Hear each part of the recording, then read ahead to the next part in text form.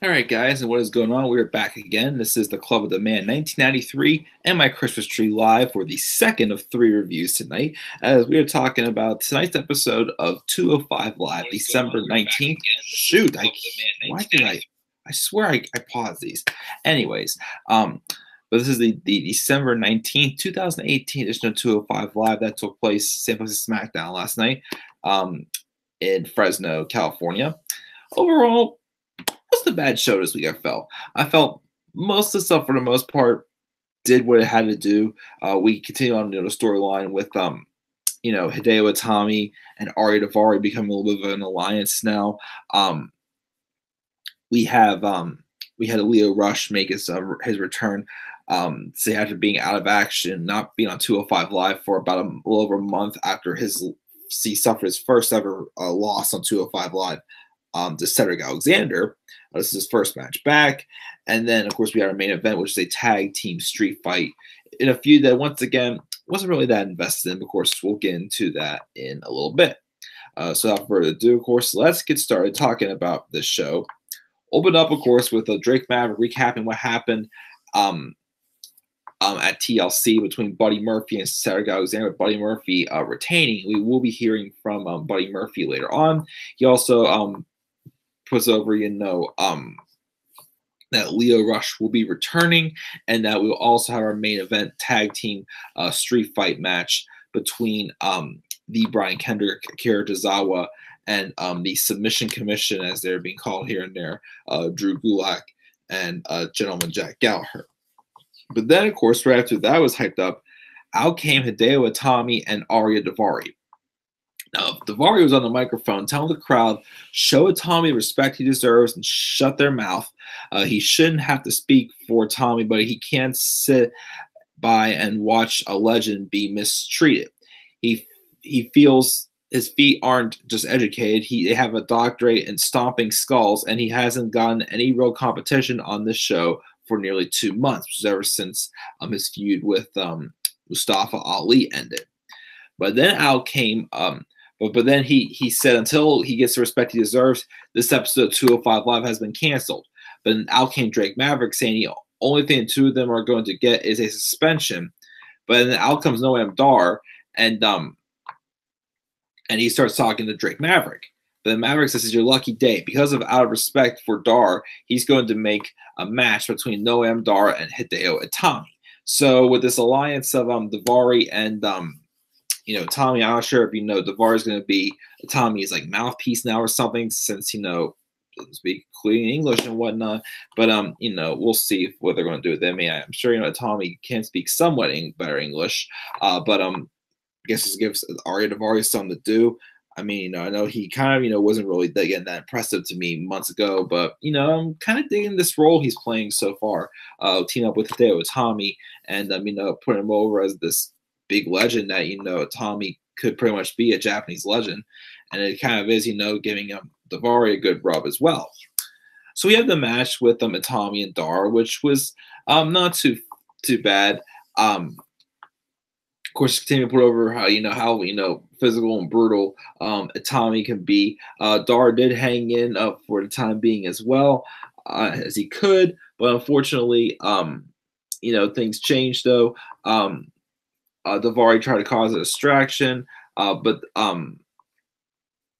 then Dar would land bad on one of his legs, and then Hideo went crazy with strikes, and he did a couple drop kicks, and he did an inverted face lock, and with a single knee face breaker, he gets the win over Noam Dar. So once again, kind of put over this dangerous alliance now with Hideo Itami and Ari Daivari. We'll see where it takes us, in the coming weeks. We didn't see Drake Maverick meeting with Buddy Murphy backstage, congratulating him on his win at TLC. Buddy says that Cedric Alexander and Mustafa Ali, people were saying, were supposed to be his biggest threats, but he beat them both. And he corrects Maverick, saying that he's the best cruiserweight in the world, and the whole world needs to know that. And he needs his next defense to be a challenge so that when he wins, no one can deny that he's the greatest champion in history. Maverick says he sees that Murphy's determined. He asks for a couple days to put something together so he can have an announcement on that challenge next week. So, we'll see who it could be. Again, I'm not sure, who they'll probably surprise us with having Murphy face to give him a pretty good rub. Very interested to see who it is. I mean, I don't know if they'll bring someone like, Finn Balor over to have a match with, Buddy Murphy, or they're going to bring someone up from NXT even as well to give Murphy a solid match as well. Maybe Tyler Bate. Not sure. Trying to think where we're going to be next week. If it's going to be some hometown hero or something like that, to give a big pop for 205 Live. But we'll see what goes on there. We didn't have Leo Rush coming out and saying his usual stuff, and he says a few words to get the crowd excited, but he's a busy man. So he starts to deck his opponent, which happens to be Aaron Solo, who I believe is in real life Bayley's fiance. Just a quick little squash match to put over Leo Rush. He hit one final hour, but he chose not to end it just yet. He then continues to mount Solo with punches before hitting another final hour to get the victory, just to put him over and get a way back for him. So we'll see where we go with Leo Rush again. He definitely, probably someone in 2019 is going to be Cruiserweight champion, no doubt about it. The guy has the wrestling abilities ready. So we'll see where we go with Leo Rush on 205 Live, besides being Lashley's hype man on Raw. We didn't have Cedric Alexander on a handicap promo, talking about how he's had championships slip away at the last moment before, but he's not giving up, and this is still his show, his division, and Buddy Murphy is holding his title that he intends to come back for real soon. So obviously Alexander is kind of out of the title picture for now, but he says, hey, done for now, but I will be back. And then we had the street fight.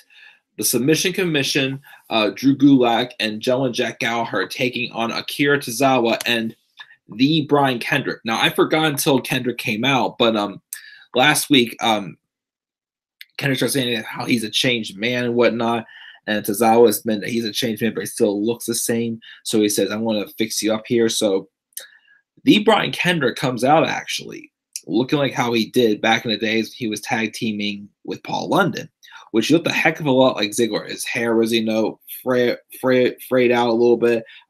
He shaved his beard and whatnot. He looked a lot younger. I know he keeps saying, no, I was not that interested in this feud because, both ways, I couldn't quite get behind the story. I just didn't quite understand this whole thing with, Kendrick showing no mercy to them, saying him saying stuff like, I'm a changed man, I'm going to, now drive this division and lead it. And look, and pretty much a changed man. But, again, it just feels a little like, the flow of the story, I couldn't get behind it. The match they had was not too bad. This felt it was a little too long. One of my favorite spots in the match, though, is whenever I think Tozawa was in a chair, and then Gulak pushed it on the ramp, and then Gallagher hit like a flying knee into Tozawa, which was a pretty sick spot. Of course, they pretty much had Gulak and Gallagher brawling, in their dress clothes and whatnot. There was a couple of other good, physical shots taking advantage of street fight rules several times where Gallagher and Gulak were just double teaming on whoever was, in the best condition at the time. There was also a spot where they kind of tied up Gulak to the ring post. And he kind of just slapping him. He did like a fisherman's hook thing, throwing it onto his lip and just pulling at that, which I believe Gulak did that to someone else as well.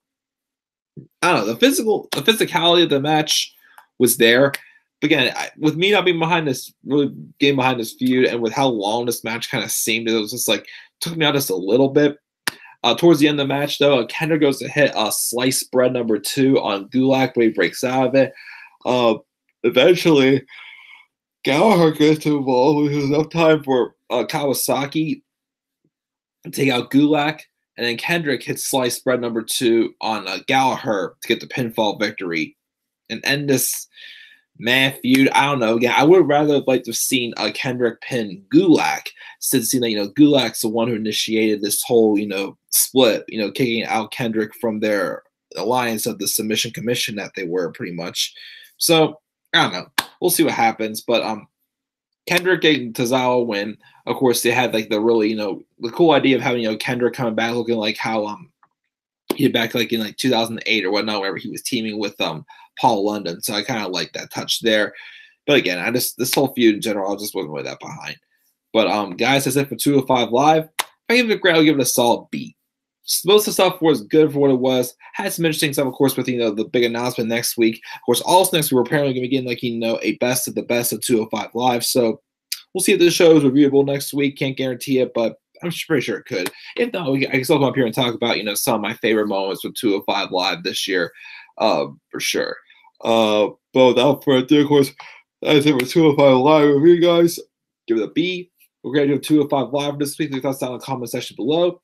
And be sure to always click my like and subscribe more comment on my channel. You may follow me on Twitter as well at TheManOf93. And guys, I'll see you in just a minute again for a live review of this week's episode of NXT. So until then, guys, have a great rest of your night and peace out, everybody.